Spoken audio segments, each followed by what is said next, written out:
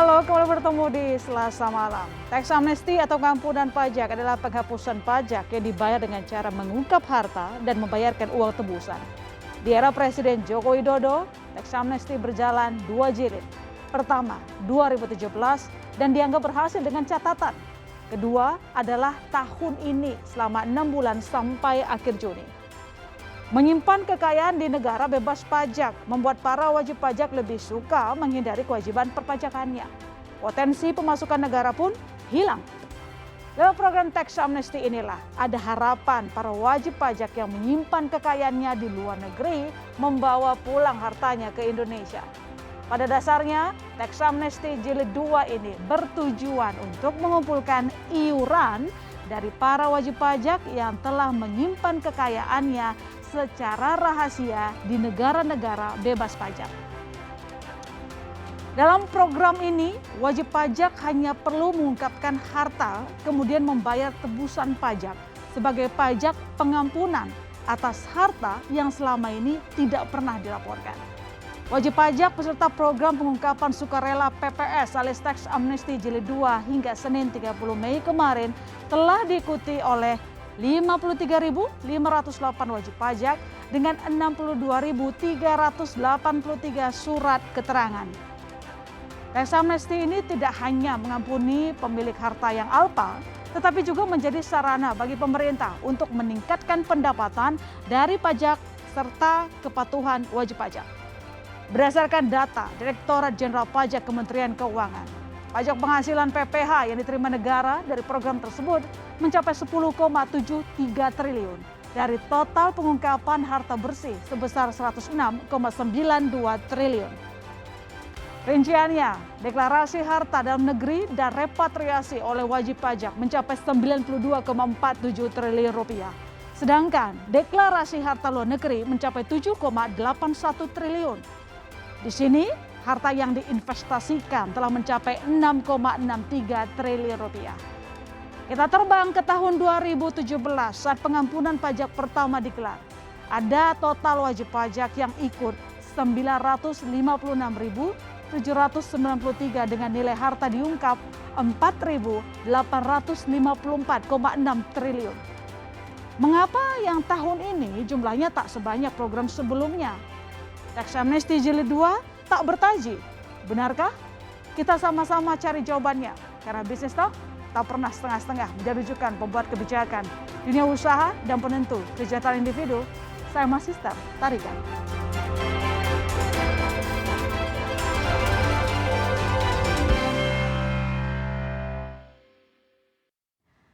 Ya, malam ini kita bahas soal tax amnesty dan narasumber yang bergabung di segmen pertama. Saya mau sapa Justinus Prastowo, staf khusus Menteri Keuangan. Selamat malam, Pak Justinus. Pak Justinus? Oke, suaranya belum keluar. Saya sapa berikutnya, Ibu Diana Dewi, Ketua Kadin DKI Jakarta. Selamat malam, Bu Diana.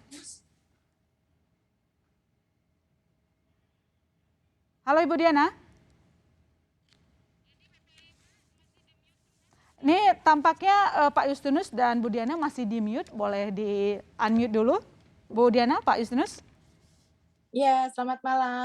Oke, sudah kedengaran. Terima kasih Bu Diana telah bergabung di Business Talk. Dan berikutnya saya sapa lagi, saya coba lagi. Kita cek sound ke Pak Justinus. Halo Pak.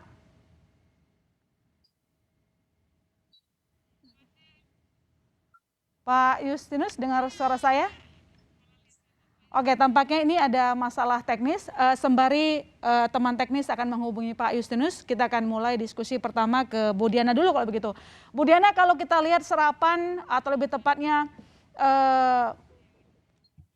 realisasi dari tax amnesty ini masih jauh dari tahap pertama. Sementara untuk jilid kedua ini kan sebenarnya permintaannya dari pelaku usaha, Bu Diana. Tapi apa yang sebenarnya membuat minat pengusaha untuk mengikuti TA ini tampak kurang atau sebenarnya ada alasan lain, Bu Diana?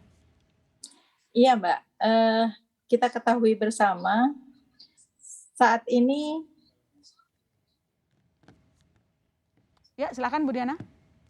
Ya, kita ketahui saat ini bahwa perekonomian di Indonesia dan perekonomian global itu masih belum menunjukkan peningkatan yang signifikan. Itu mungkin salah satunya karena diakibatkan oleh adanya pandemi dan politik global. Jadi kalau kami melihatnya, kondisi ini menyebabkan belum adanya penambahan aset yang signifikan dari banyaknya para pengusaha yang belum bisa melaporkan hal ini.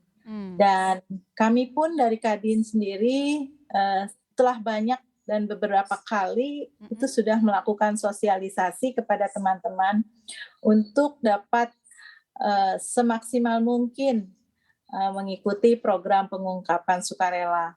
Tetapi ya karena mungkin dimulai dari tahun 2017, 2018, dan 2019 kemarin 2020-nya dalam keadaan betul-betul kita collab.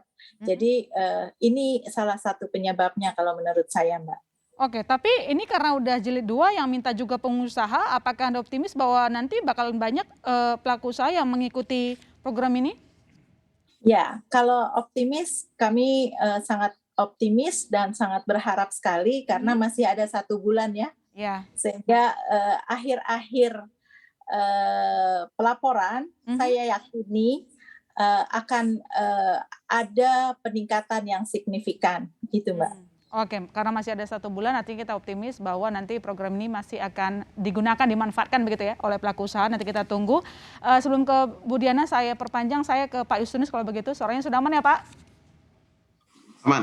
Aman, oke. Pak, ini kalau kita lihat dari angka investasi dulu di tax amnesty baru 6,6 triliun, 6% dari deklarasi total harta. Inikah yang membuat tax amnesty jilid 2 tidak bertaji, Pak? Baik, Mbak Ilona, Bu Diana, terima kasih. Yang jelas program pengungkapan sukarela memang sejak awal diniatkan untuk memfasilitasi aspirasi masyarakat, para pelaku usaha yang merasa ingin menjalankan kepatuhan dengan lebih baik, tetapi terkendala 2 hal. Pertama, dulu ikut tax amnesty, tetapi belum seluruhnya diungkap. Ada resiko terkena sanksi yang cukup memberatkan. Yang kedua, wajib pajak yang di tahun-tahun terakhir ingin patuh, tetapi tidak punya kemampuan finansial memadai, maka difasilitasi.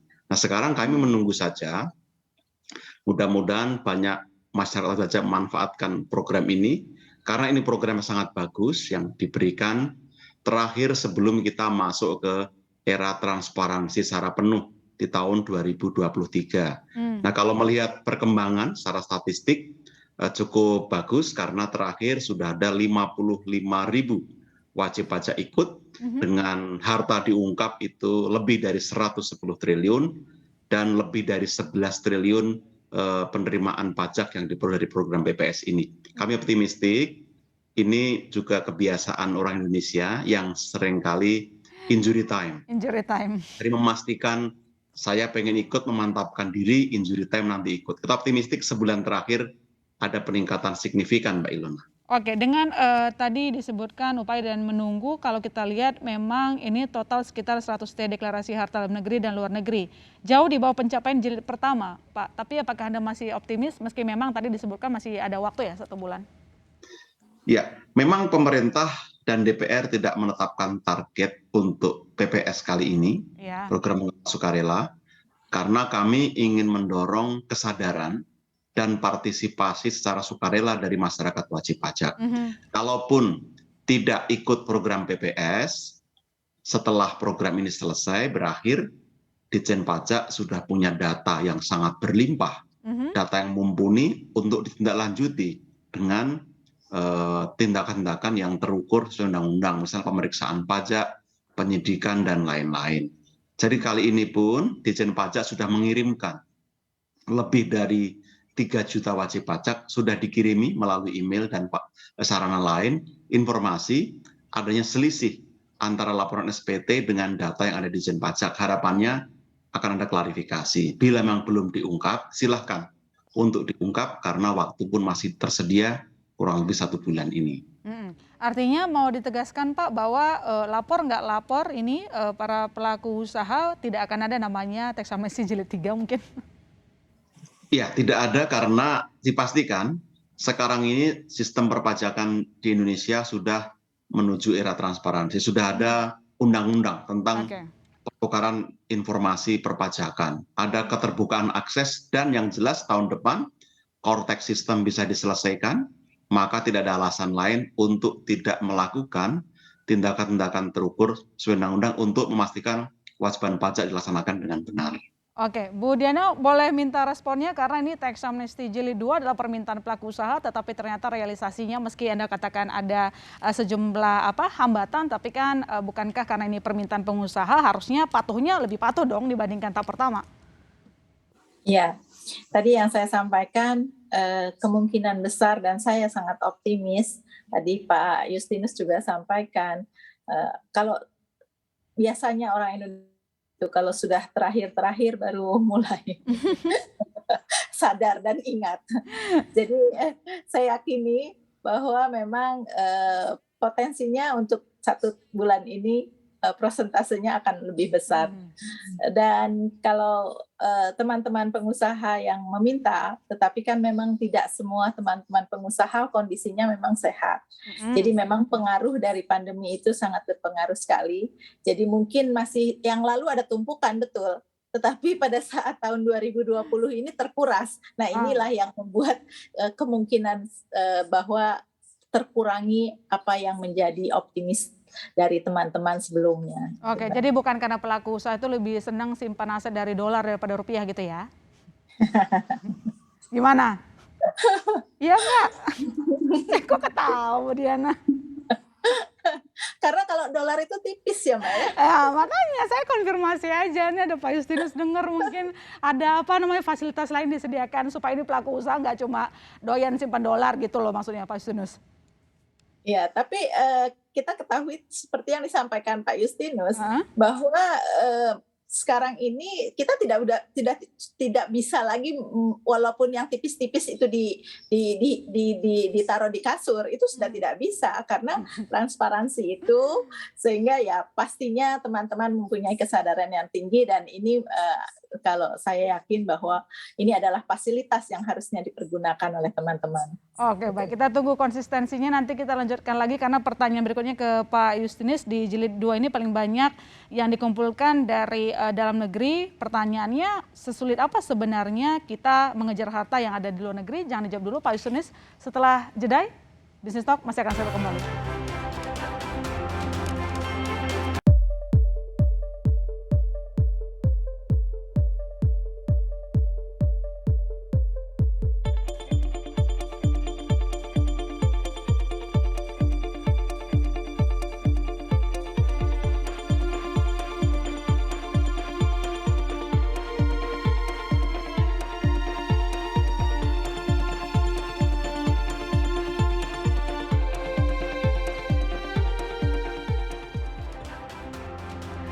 Ya, Anda kembali di Business Talk dan sekarang telah bergabung bersama kita Priyanto Budi Saptono, Direktur Eksekutif Pratama Christian Tax Research Institute. Selamat malam Pak Priyanto.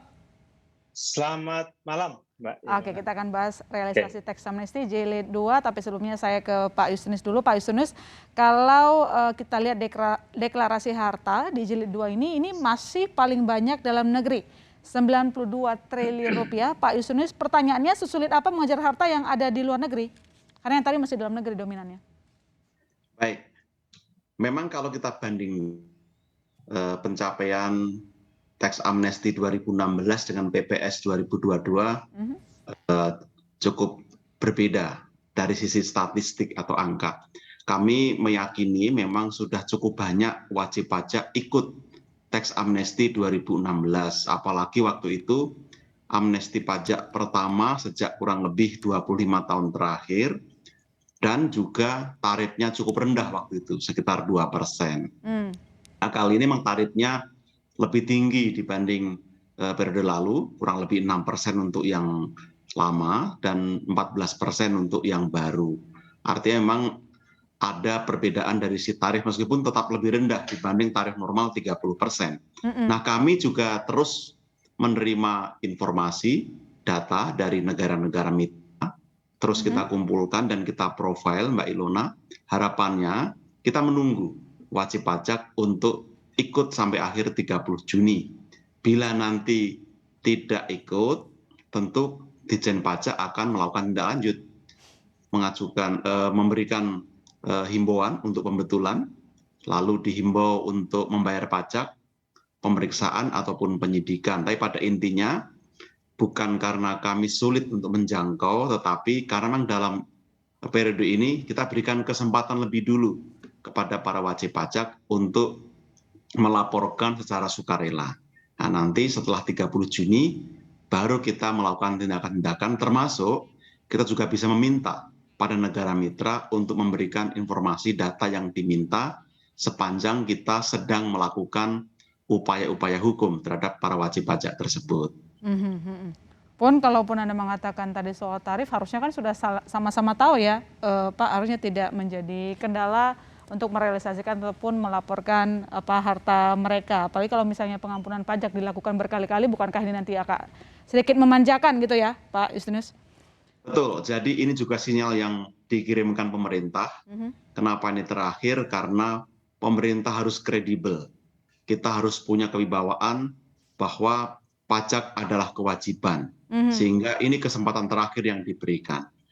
Karena kalau tidak, nanti akan berdampak secara psikologis, akan meremehkan kebijakan-kebijakan yang ada. Nanti ada lagi, jadinya entah kapan jadinya untuk melaporkan aset mereka gitu. Saya ke Bu Diana, kalau begitu Bu Diana, ini mungkin kita perjelas lagi apa yang membedakan dengan TA sebelumnya, karena memang yang melaporkan lebih banyak di jilid pertama. Apakah memang benar ini masalah tarif gitu salah satunya? Ya, salah satunya masalah tarif juga. Oh, salah satunya masalah tarif. Kemudian juga tadi sudah saya sampaikan memang karena pandemi. Tapi yang ketiga juga karena sekarang perusahaan juga hanya dari tahun 1983 sampai dengan 2015 saja. Jadi salah satunya juga itu. Sehingga wajib pajak, karena wajib pajak itu juga kan nggak semuanya sama, sehingga yang sudah memang mempunyai angka yang selisih itu lebih sudah melakukan pelaporan, dan yang tadi saya sampaikan kalau mereka punya itu pun tergerus dengan adanya kemarin pandemi, itu berpengaruh sekali. Itu, Mbak. Kalau memang masalahnya tarif, bukan dari awal udah diumumin dari lama, kenapa baru sekarang mungkin dianggapnya beban? Ya, bisa dikatakan demikian, walaupun sebenarnya itu beban, tapi kan pada saat yang lalu tidak semua pengusaha juga diajak untuk berbicara. Jadi kita yang memang kondisinya itu tidak sama, ya mereka merasa bahwa ya segini aja deh yang dilaporkan. Emangnya berapa, Bu, kalau mereka yang tidak ikut ngobrol kemarin sama regulator, mintanya tarifnya berapa emang? Mau sama kayak jilid pertama? Kayak di 2016 sebelumnya gitu. Jadi kan gimana Pak Justinus, sebelum saya ke Pak Pri jawabannya? Ya, kami mendapat aspirasi itu memang, tetapi kita juga mempertimbangkan fairness atau keadilan. Kita menghargai wajib pajak yang telah patuh, yang dulu ikut amnesti sekarang sudah patuh, dan yang sudah patuh sebelum amnesti kita hargai. Maka tarifnya pun kita buat lebih tinggi, semata-mata karena kita memberikan rasa keadilan bagi semua. Kalau dianggap tinggi, toh masih lebih rendah, karena normalnya 30%, ini 14%. Jarang ada loh, mall aja tidak memberikan diskon sebesar ini sebenarnya. Udah sangat baik hati pemerintah ini, Bu Diana. Oke, baik, itu katanya Bu Diana. Semoga nanti para pelaku usaha bisa terbuka ya untuk melaporkan hartanya, apalagi 2023 sudah ada keterbukaan data juga. Saya ke Pak Pri, kalau begitu Pak Pri, di TA Jilid 2 selama 6 bulan ini kalau kita lihat sampai bulan kelima deklarasi harta hanya sekitar 100 triliun. Pandangan Anda seperti apa? Baik, memang suratnya jelas ya, Mbak. Jelas, baik. Aman. Memang begini, kalau saya berinteraksi dengan para wajib pajak, karena saya profesi konsultan dan juga dosen, mereka betul merasakan tarifnya lebih tinggi karena ada pembanding antara TA 2016 dengan yang sekarang ini. Kemudian yang kedua, fasilitasnya jauh dibanding dengan fasilitas yang ada di TA1. Kalau kita lihat di pasal 11 saja itu kan masih memungkinkan. Misalkan kita lapor PPS, tapi ternyata DJP punya lainnya, ya bisa dikejar juga di luar PPS, di luar laporan yang sudah diungkapkan. Nah ini kan mengakibatkan saya gimana nih? Nah kan mikir juga karena ini juga nanti akan dikejar juga.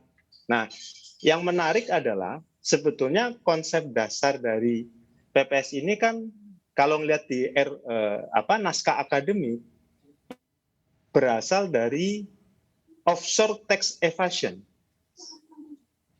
Artinya apa? Mereka yang memang mengelak pajak dan ada di luar negeri. Data-data itu diungkap di dalam naskah akademik. Tapi kemudian ketika masuk di dalam ranah regulasi, digebyah-uyah, disamaratakan, silahkan. Justru yang menikmati sekarang ini lebih banyak wajib pajak dalam negeri. Kalau misalkan saya tanya, yang penting dapat fasilitas. Walaupun beda jauh dengan fasilitas yang ada di TA1, karena di sana lebih detail. Nah, jadi kalau konsep dasarnya offshore tax evasion, tapi kenyataannya memang belum banyak. Kalau dilihat, ya pilihannya sederhana. Baru 2016, kemudian 2022 ini. Padahal saya sempat mengulang lagi tuh, apa kata Presiden pada saat itu. Datanya lengkap. Ternyata datanya lengkap, cuman nggak bisa di data matching. Karena data yang dari AEOI, data yang dari pertukaran informasi secara bilateral, itu nggak match dengan data-data NPWP nggak ada, alamat di luar negeri, NIK nggak ada, jadi DJP masih kesulitan. Akhirnya pilihan DJP kan di dua. Kita mau kejar yang ngemplang, enforce compliance, atau kita voluntary compliance. Di naskah akademik diungkap itu. Gua pilih voluntary compliance aja deh, voluntary sukarela aja.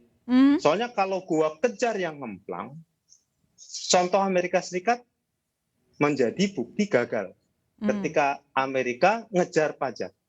Nah kalau udah sukarela, ya kembali masalah trust. Demikian Mbak Yan. Oke, Pak Justinus boleh diberikan responnya Pak? Baik, terima kasih. Saya rasa masukan dan analisis Pak Prianto cukup valid. Memang ada beberapa wajib pajak yang membandingkan soal fasilitas ini. Karena tidak sekuat tahun 2016. Itu juga betul, tetapi kita juga punya pertimbangan. Memang ini soal fairness. Bagaimana kita juga ingin bersama-sama mengajak para wajib pajak punya kesadaran dalam rangka pembiayaan pembangunan. Jadi kalau yang dulu sudah diberi batas penuh, sekarang tidak lagi sepenuh yang dulu meskipun tetap ada jaminan. Tidak akan diperiksa, tidak akan disidik sepanjang yang diungkap telah jujur, telah semuanya. Itu prinsip. Jadi saya rasa pijakannya ada di sana.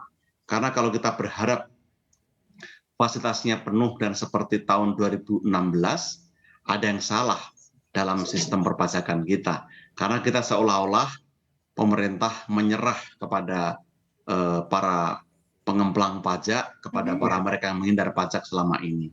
Tapi kita melihat banyak sekali wajib pajak yang tadi Bu Diana sampaikan, punya keinginan sebenarnya, hanya kemungkinan kemampuan ekonominya tidak sekuat waktu-waktu sebelumnya. Ini yang terus kita coba upayakan jalan keluarnya. Dan saya setuju tadi Pak Pri soal offshore, memang kita juga ingin mendorong mereka yang punya aset di luar negeri, terutama dalam bentuk aset finansial, memanfaatkan ini karena tarifnya termasuk paling rendah, 6% dan 12%, bila mana direpatriasi dan diinvestasikan di instrumen yang disediakan pemerintah. Jadi Mbak Diana, Mbak Ilona, ini kesempatan. Jangan kita bergotong royong. Mari, siapa lagi kalau bukan kita. Kalau masih punya aset yang belum diungkap, ini kesempatan yang baik. Karena uang pajak yang Anda bayar berapapun itu, pasti bermanfaat bagi sesama kita. Oke. Baik, di tengah tadi misalnya kalau dari pelaku usaha ini memperhitungkan soal tarif dan juga fasilitasnya, kemudian tadi Pak Justinus mengatakan kita akan mencari jalan keluarnya, seperti apa itu? Jangan kemana-mana saudara, kami masih akan lanjutkan dialog malam ini. Kita lanjutkan dialog kita dan sekarang telah bergabung di studio wartawan Sinar Konten Mas Cipta Wayana. Mas Cipta, selamat malam. Kita akan bahas teks amnesti jilid 2 yang tampaknya kok kurang ramai ya kalau kita sandingkan dengan teks amnesti jilid pertama kemarin. Saya ke Bu Diana dulu, kalau begitu Bu Diana, sekali lagi memang tadi Anda juga sudah menjelaskan soal tarifnya gitu ya. Terlalu terbuka malah menyatakan itu depan Pak Justinus. Tapi pertanyaan berikutnya adalah ini bukan karena alasan dari pelaku usaha yang tidak begitu percaya begitu kepada pemerintah?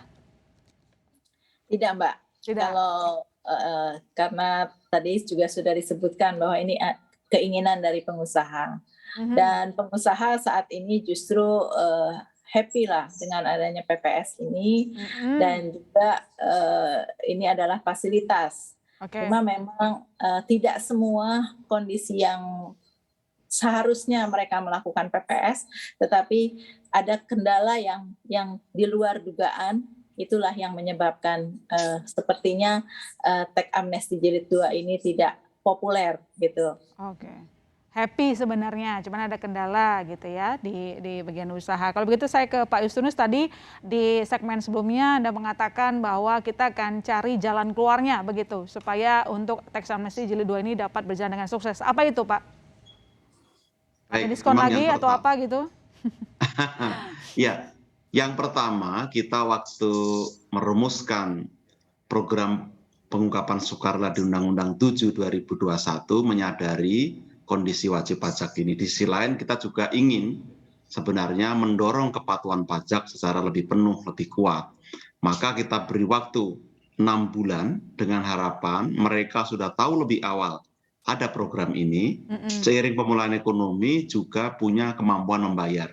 Bila mana tidak, waktu 6 bulan dianggap cukup untuk mengupayakan cara-cara lain yang luar biasa agar dapat ikut PPS dan membayar pajak yang harus disetorkan ke negara. Misalnya pinjam ke bank, melepas aset dan sebagainya. Toh ini demi mendapatkan manfaat bagi wajib pajak yang bersangkutan. Lalu waktunya juga 6 bulan. Tidak kita bagi dalam 3 periode seperti waktu TA 2016. Harapannya lebih sederhana, lebih mudah bagi wajib pajak, apalagi sudah difasilitasi ini dilakukan secara online, tidak perlu datang ke kantor pajak. Oke, baik. Saya ke Pak Prianto, begitu Pak, kalau kita lihat kan ini kalau dilihat di Dijen Pajak juga mengatakan peserta TA belum memanfaatkan PPS program pengungkapan sukarela. Apakah memang ancaman sanksi 200% itu masih kurang menakutkan? Ya. Ancaman sebetulnya ada, tapi ini berlaku bagi mereka yang ikut TA1, ikut TA2, skema 1, tapi kemudian masih ada. Nah, kan kita nggak tahu nih, sama-sama tidak tahu apakah memang masih ada atau tidak. Walaupun memang data yang kami peroleh ya dari Kementerian Keuangan masih ada laporan-laporan yang muncul. Tapi kan kebenarannya tidak bisa kita validasi. Apa?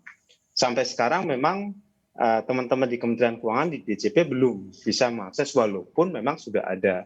Tapi kan data matching ini memang menjadi satu patokan penting membandingkan laporan SPT, laporan PPS dengan data-data yang DJP peroleh dari berbagai pihak. Dari instansi pemerintah, lembaga, asosiasi, pihak lainnya, termasuk data-data yang berasal dari automatic exchange of information. Ini butuh waktu. Nah ini jadi memang tidak serta-merta sanksi itu kemudian menakutkan. Nah memang betul saya setuju juga, memang masih punya harta yang belum diungkapkan. Tapi untuk bayar, kan kembali lagi Mas Pras tadi mengatakan ability to pay, kemampuan membayar. Untuk ngidupin sendiri aja, bisnisnya aja susah. Apalagi untuk bayar. Nah kalau minjem bank berarti kan ada bunga. Ini memang dilematis juga karena tarif lebih tinggi. Nah tapi memang gini Mbak, ini terbelah ya tanda kutip. yang sudah patuh waktu ikut TA di 2016, nah ini nggak ada lagi harta yang perlu diungkap di PPS ini.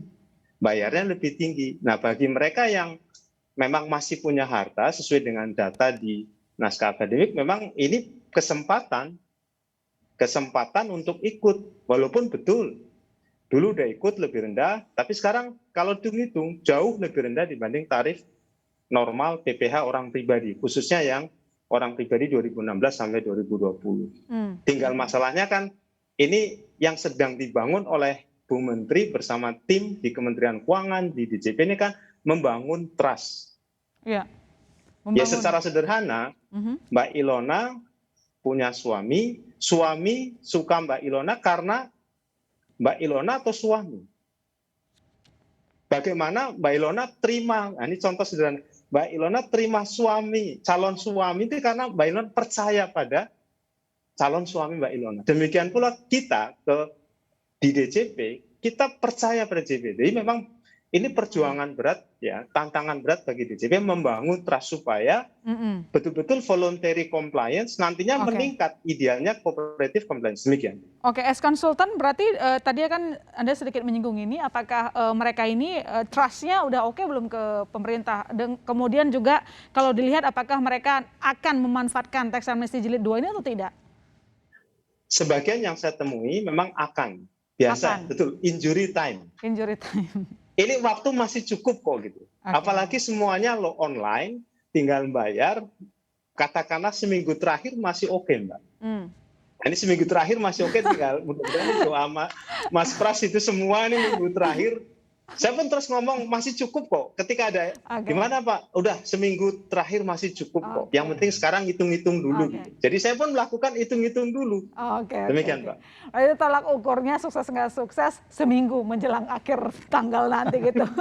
Saya ke Mas Cipta kalau gitu. Mas Cipta, kira-kira pandangan redaksional dengan kebijakan TA Jilid 2 ini seperti apa, catatan atau poin yang perlu kita benahi dari hasil diskusi tadi? Iya, yang pertama tadi Pak Pras bilang tentang ini pemerintah ini baik gitu ya, mengibaratkan mall yang diskon. Saya kira itu poin yang menarik ya, benar sekali. Mestinya kita para pengusaha atau wajib pajak yang belum taat ini happy karena pemerintah ini punya pemerintah yang baik. Kenapa? Dulu TA1 sebenarnya sempat diungkapkan ini hanya akan sekali begitu ya. Lalu kemudian ternyata muncul TA2 yang atau PPS lah yang memberi kesempatan kepada yang tadinya 2015 belum mengungkap, sekarang juga yang baru 2020 dia bisa mengungkap begitu ya. Ini sebenarnya baik juga karena sebenarnya kebijakan tax amnesty atau pengungkapan sukarela ini kan sebenarnya kebijakan extraordinary. Karena pemerintah sebenarnya mempertaruhkan modal yang paling besar dalam sistem pajak itu adalah soal trust dan sukarela. Karena kalau ini berulang-ulang kan sebenarnya orang menjadi tidak percaya, masyarakat yang bayar pajak taat menjadi mungkin merasa ini tidak fair begitu ya. Benar, sementara yang tadinya mau taat nanti toh akan ada lagi. Gitulah. Nah, saya kira ini momen yang tepat ya, kita masih punya 1 bulan untuk seperti Pak Pras tadi sampaikan. Nah, poinnya di sini kita harus mengingatkan bahwa ini momen terakhir dan harus kita harapkan kita harapkan ini benar-benar momen yang terakhir, terakhir karena kalau tidak itu kan mencederai kepercayaan. Nah, saya kira mestinya sih ya dengan hitung-hitungan mestinya ini menjadi momen sebulan para mungkin wajib pajak yang memang masih punya harta yang belum diungkap, ini kesempatan untuk mengungkap. Begitu ya, ini momen-momen terakhir. Karena itu tadi sekali lagi kalau demi kepentingan yang lebih besar adalah supaya demi anggaran juga lebih daya tahannya lebih panjang nanti di masa yang ke depan. Pada akhirnya sebenarnya untuk kesejahteraan masyarakat. Itu yang harus dikomunikasikan ya, dikomunikasikan lebih ini tegas, momen yang tepat lah. Pak Pras benar mengingatkan, ayo ini terakhir tinggal sebulan. Kalau enggak ya sebenarnya secara halus kan agak ngancam ya Pak ya. Oke, baik. Saya ke Pak Pras kalau begitu, apakah pemerintah bisa menegaskan bahwa ini adalah pengampunan terakhir? Taubat terakhir lah gitu. Ya, Mbak Ilona, ini dipastikan dalam waktu yang cukup panjang ke depannya momen terakhir. Kenapa? Karena tidak ada alasan lagi untuk memberikan amnesti pajak. Pertama, sudah pernah kita berikan secara penuh 2016, lalu syarat-syarat untuk sistem pajak yang kuat sudah kita miliki, automatic exchange of information, lalu juga sistem pajak yang kuat, Cortex sudah selesai di 2023. Maka ke depan pemerintahan baru sudah punya modal sangat kuat. Semua regulasi sudah tersedia, sistem sudah siap, tinggal melakukan eksekusi, memastikan wajib pajak hanya satu pilihan, jujur dan patuh pajak. Oke, jujur dan patuh pajak. Berikutnya nanti saya akan follow up ke pelaku usaha, tentu saja untuk menyambut ketegasan dari pemerintah, regulator tidak akan ada jilid ketiga ataupun jilid-jilid yang lainnya. Dan kemana-mana saudara, kami masih akan segera kembali dengan pertobatan terakhir dari pelaku usaha. Ya, kembali di Business Talk, saya ke Budiana dari pelaku usaha. Tadi sudah dipastikan oleh pemerintah bahwa tidak akan ada lagi yang namanya tax amnesty jilid 3 ataupun berjilid-jilid lainnya. Ini adalah masa pertobatan terakhir pelaku usaha. Budiana, bagaimana respon Anda? Apakah nanti yakin semua pelaku usaha akan memanfaatkan program ini? Ya, saya sih yakin sekali ya Mbak ya. Karena apa? Kalau kita sebagai manusia itu manusiawi sekali kalau dipercaya. Satu itu. Kemudian yang kedua, kalau diminta itu, kalau kita diminta secara paksa dengan sukarela, lebih happy dengan sukarela. Jadi artinya ini pasti dimanfaatkan oleh teman-teman. Nah, cuma tadi disampaikan bahwa akan terakhir lah, pastinya jumlahnya akan lebih besar, itu saya yakin. Kemudian juga teman-teman yang memang tidak melakukan, ya karena itu Mbak. Jadi banyak sekali kemarin saat pandemi, itu bicaranya kalau menjual aset adalah harga pandemi. Jadi banyak sekali memang yang teman-teman pada saat pandemi kemarin itu terpuruk ya, khususnya yang benar-benar pengusaha bukan termasuk pengusaha menengah, tetapi tidak juga mikro, gitu Mbak. Jadi inilah yang mengakibatkan bahwa angka yang sangat jauh dibanding dengan tax amnesty pertama, itu Mbak. Oke, baik, itu optimistisnya. Sekali lagi kalau saya ikutin kata Pak Prianto tadi, mungkin seminggu menjelang akhir lah bakal ramai-ramai untuk ngikutin program tax amnesty jilid 2. Kalau begitu saya ke Pak Justinus, kalau begitu ini kalau kita lihat Menkyu juga mengancam yang tak ikut tax amnesty dendanya 200%, bisa begitu. Nah, ini nanti implementasinya kayak apa?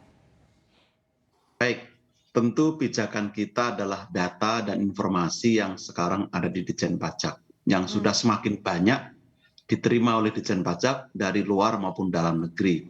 Terus kita profile, nanti begitu 30 Juni selesai, kita akan tindak lanjut yang sudah akurat, tidak perlu ada dispute, langsung kita minta untuk dibayar, jika tidak dibayar langsung diperiksa. Tentu akan tetap kita ikuti prosedur yang ada. Tapi kita ingin memastikan sanksi 200% itu memberatkan. Maka dulu banyak yang keberatan dan minta direlaksasi. Sekarang kita beri relaksasi. Ini kan komitmen. Kalau saya pakai istilah Pak Pri tadi, karena ini membangun trust, ya dua sisi. Kalau dulu Anda minta, sekarang dipenuhi, tetapi tidak dimanfaatkan, maka tidak ada alasan kalau nanti dilakukan penegakan hukum yang terukur sesuai undang-undang. Karena ini bukan demi siapa-siapa. Ini demi kesinambungan fiskal untuk memastikan semua target dan visi pembangunan ini bisa kita capai. Pembiayaan pembangunan kita. Itu yang kami rasa menjadi prinsip kita bersama. Karena tanpa pajak, karena ini lumpuh. Tanpa pajak kita tidak akan bisa melakukan belanja publik yang baik. Saya rasa itu Mbak Ilona sebagai prinsip moral yang harus kita pegang bersama. Oke, baik. Pak Pri, tapi kira-kira sampai ke waktu berapa yang akan tercapai dalam TA tahun ini kira-kira? Ya memang sempat saya ditanya ya, jurnalis, ya 2 kali lipat dari, waktu itu memang 10 jadi 20. Itu sudah bagus, kalaupun lebih, dulu sempat awal saya mengatakan sampai dengan 100 sudah surprise itu. Tapi kemudian ketika dulu waktu awal, karena kan diharapkan nggak lebih, tapi kan kemudian seiring dengan perjalanan waktu, bahkan sampai tanggal 26 Mei 10, tadi Mas Pras menyebut 11, ya misalkan 2 kali lipat itu masih oke juga. Tapi kalau lebih juga oke, karena saya juga punya catatan kan pemerintah sendiri nggak punya patokan standar berapa penerimaan. Nah, saya setuju dengan Mas Pras bagaimana membangun tax moral sama tax awareness. Jadi ini yang penting karena nanti akan sadar sendiri, tumbuh sendiri bahwa ya kalau dalam teori kan ini negara butuh duit. Siapa lagi yang mau bantu kecuali sampean masyarakat Indonesia. Itu nah ini kan paling tidak butuh duit buat bangun, toh jalanan gratis, jembatan gratis. Nah, terus dananya dari mana? Ya dananya dari pajak, karena 85% APBN dari pajak. Nah ini informasi seperti ini saya melihat perlu segera, dan terus karena saya sering kali ditanya juga, saya paling ceritanya ini ya sampean jalan kemana-mana tuh gratis gitu. Dananya dari mana? Ya pajak. Nah itu kan tinggal masalah jalan nasional, jalan jalan provinsi. Nah cuman gini, kalau tadi Mbak Ilona menyebut sanksi 200%, sebenarnya perlu dipilah, Mbak. Sanksi 200% itu hanya berlaku bagi alumni TA1. Baik yang ikut TA2, skema 1 atau tidak. Sementara yang lain itu sanksinya nggak 200%. Jadi ini perlu nih, jadi saya lebih, nah ini non sewu Mas Pras ya, saya lebih suka tax awareness-nya dibangun. Nah, kalau saya memang sering kali ya tax awareness-nya, ya bayar pajak lah gitu. Makanya karena dengan teman-teman di DJP pemirsa bayarlah ke kas negara. Karena apa? Negara butuh bantuan. Walaupun memang kalau dari sisi pengusaha saya paham ya, semua perusahaan pasti ingin efisiensi. Efisiensi itu apa? Berarti diantaranya menghemat biaya. Salah satu bentuk biayanya adalah biaya pajak. Betul Bu Diana ya? Mohon maaf ya. Jadi biaya pajak dihemat. Nah ini kan si malakama gitu. Biaya pajak dihemat. Nggak ada yang mau bayar pajak gede. Kenapa? Ya taxation without representation is robbery. Pajak tanpa perwakilan itu perampokan. Jadi memang kesan maksanya ada. Walaupun sekarang voluntary, tapi definisi pajak sendiri maksa. Undang-Undang Dasar 1945 itu pajak dan pungutan yang bersifat memaksa untuk keperluan negara berdasarkan undang-undang. Sifat maksanya itu yang membuat masyarakat itu merasa kok saya dipaksa gitu. Terus terang memang ya ini tax awareness-nya harus dibangun. Kalaupun nanti ada ketidakadilan, loh saya sudah patuh kok masih diperiksa juga.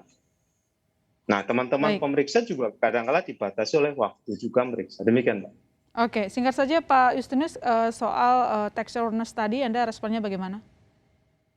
Ya, kami sepakat terus-menerus harus kita lakukan edukasi kepada seluruh masyarakat bahwa negara ini berdiri dari awal memang dengan sadar memilih pajak sebagai sumber pendapatan. Karena di dalam pajak itu semayam satu prinsip gotong royong yang cukup kuat. Maka kita harapkan juga menjadi representasi gotong royong, dan kami dari pemerintah juga berkomitmen uang pajak yang dibayarkan akan digunakan untuk sebesar-besarnya kebaikan kita bersama. Oke, baik, terima kasih Pak Justinus. Saya ke Mas Cipta, Mas Cipta, kalau kita lihat memang kembali lagi masalah sanksi tadi bagi WP yang tidak ikut dan ternyata hartanya terungkap. Nah, bagaimana redaksional memandang penerapan sanksi selama ini?